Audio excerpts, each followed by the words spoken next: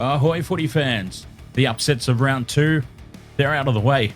Time for round 3, and I'm expecting things to go a little bit back to normal. So let's take a look at what we've got coming up here at the Wasted World of Sports. Kicking off Thursday night, the grand final rematch. I'm so excited for this one. Could be an absolute cracker, but not if you listen to the bookmakers. But when do we ever do that, right? Penrith Panthers, extreme outsiders. Underdogs. I can't believe that I'm even saying those words. Penrith Panthers, 4-time premiership winners, 5-time straight grand finalists, are the underdogs here as they travel to Amy Park to take on the Melbourne Storm. That is going to kick off round 3. Thursday night footy, grand final rematch. Couldn't ask for anything better, and there's value to be had immediately because, as I said, Penrith Panthers, underdogs. When do you ever see the Penrith Panthers at this price? There's some value because you know it's going to be close. The Penrith Panthers do not get blown away. They don't get blown off the park, and if they do, for a certain period of time, like we saw from the Roosters last week, like we saw from the Broncos in the 2023 grand final, like we saw from the Melbourne Storm in the Cameron Smith retirement tour, get out to an early lead, this team finds a way to come back into it. They're just tenacious, and they always seem to fight back and make a scoreline respectable. I can't remember the last time that the Penrith Panthers got absolutely slaughtered. Immense value there at the plus 8.5 line for the Penrith Panthers. But if you're feeling brave, I mean, Penrith Panthers, as I said, when do you ever see them at that price? Of course, things are a little bit different this time around, though, aren't they? Because no Dylan Edwards. That's the big news going into this game. Dylan Edwards goes, I think, very underappreciated. He's finally cracked through to representative level, but just what Dylan Edwards brings, they are going to miss so much. I'm talking about his carries from kick returns, his carries out of territory, his support play.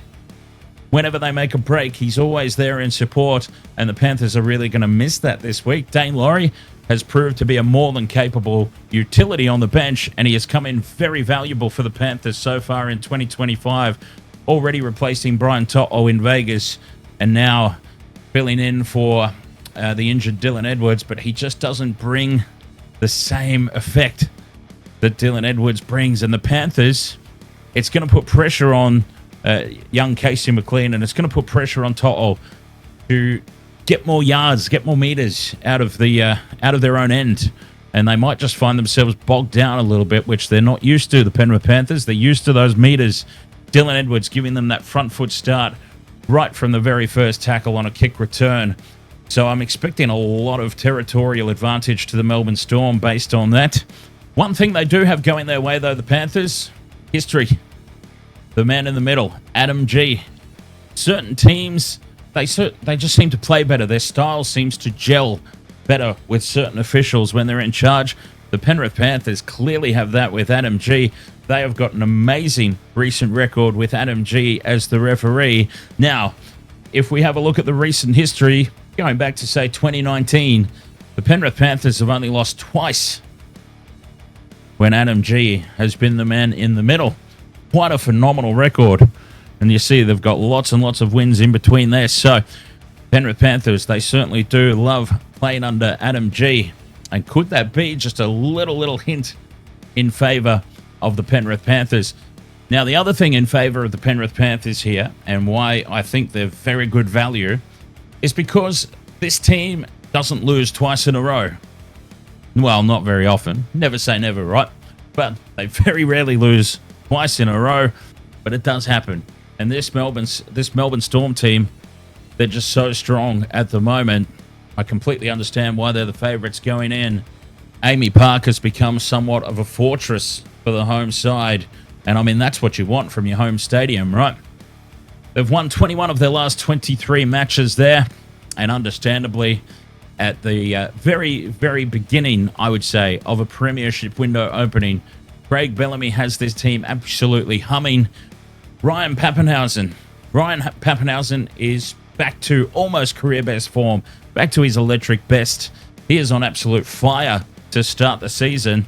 And we saw that the Panthers last week, so many line breaks that the Roosters set up. And if the Melbourne Storm can get the front foot and get half as many line breaks, as the Roosters did last week, then Ryan Papenhuyzen could have an absolute day out.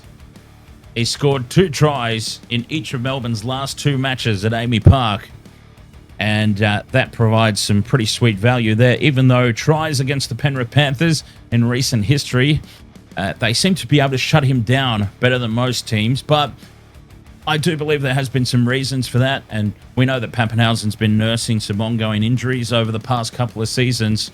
I feel like he's broken through to the other side of that now, and he is getting close to that career best form that we saw from him, which made him one of the standout players of the competition just a few years back.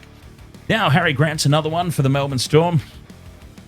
If they get the amount of territory and front foot ball that I'm expecting, Harry Grant certainly comes into play for any time try scorer as well, and maybe even put them together, Harry Grant and Papenhuyzen in a combo. Pretty good value there.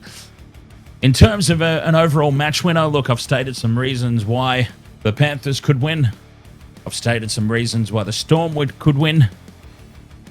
You'd have to think, historical statistics aside, current form, it's so hard to go past the Melbourne Storm at home.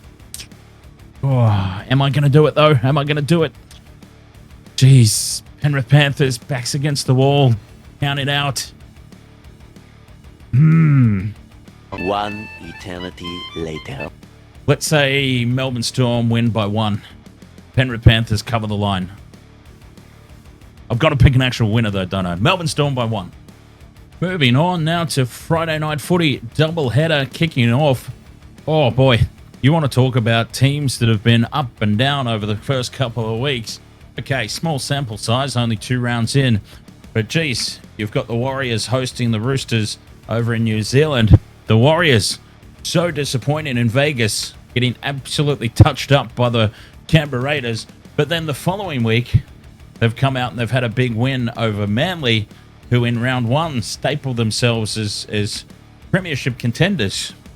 And then we saw the same from the Roosters, getting absolutely towed up against the Brisbane Broncos in round 1. And then they come out and they defeat the reigning premiers. I mean, geez, just try and predict this game, right? 2 teams who are very up and down.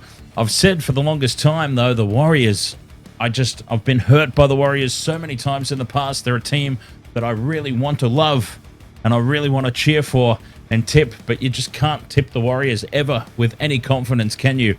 Because they come out and they let you down. I thought for sure they were going to win that game in Vegas, and they put on a horrible, abysmal performance. So that's been the nature of the Warriors over the years, isn't it? Fantastic one week, awful the next. So based on that alone, you would have to say that maybe the Roosters get the edge in this one, just on that simple fact alone. The Warriors are now due for a bad performance. They had a bad one, they've had a good one. Now it's time for another bad one. But I'm hoping that it's not. I'm hoping that both teams play to their potential, because if they do, on paper, it should be a really good game. Now, I know that the Roosters are copying a lot of flack at the moment. I don't really understand why.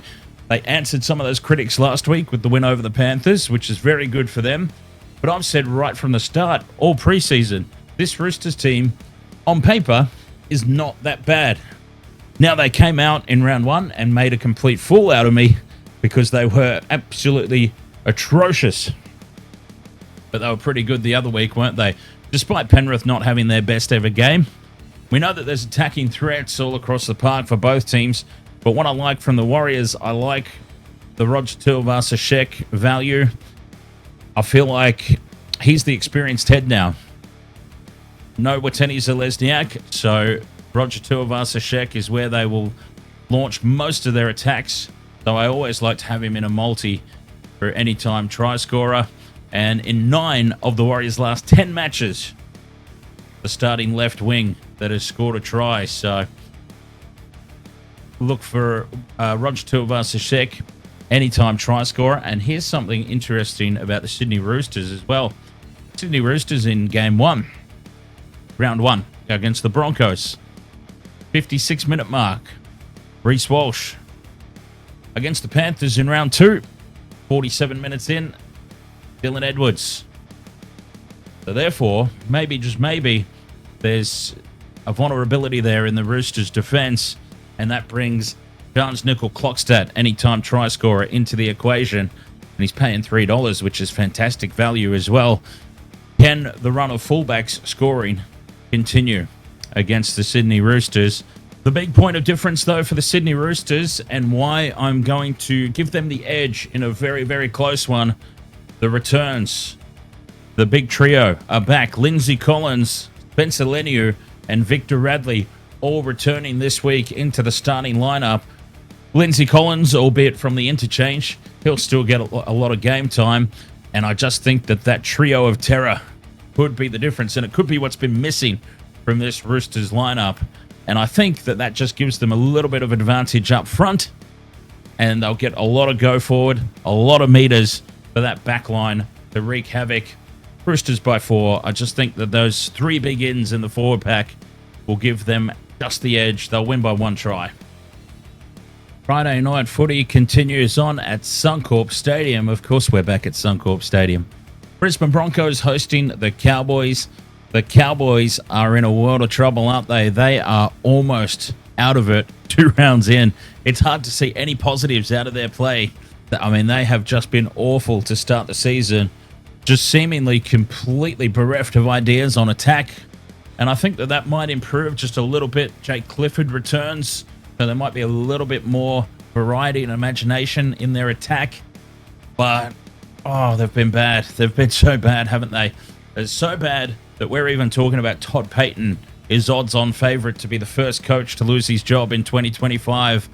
And I can't imagine that this game against a hurting Brisbane Broncos team is going to go all that much better for them. The Broncos back at home. Look, the past 2 games between these 2 teams have been somewhat blowouts in favour of the Brisbane Broncos. I can't see anything different happening here. The Broncos to win in a big scoring game.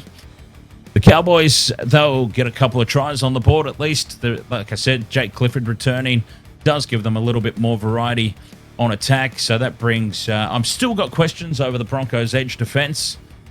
So that brings Robert Derby into play for any time try. And I think you can sneak pretty good value out of him. They're going to need their big boppers up front to perform. What we saw the Raiders do so well is that the Broncos, their weakness, if they've got one, I think, and I've always been saying this in the preseason, their weakness is in the forwards. They've got an electric backline, but if you can nullify the forwards outside of Payne Haas and Pat Carrigan, there's not really a whole lot of world class there, so to speak. So Jason Taumalolo and Cletus Cotter, they're going to have to stand up and have immense performances if the Cowboys are going to have any hope in this one. Look, I just don't see it. The Brisbane Broncos, they'll be too strong. Payne Haas, he'll have an absolute blinder again and continue his good form. I've been so impressed with Corey Pakes at hooker. And Pat Carrigan's Pat Carrigan, I mean, just a workhorse. So the Broncos will get enough forward momentum and enough possession to unlock that back line. Take your pick out of that back line. Broncos to win by 18 plus.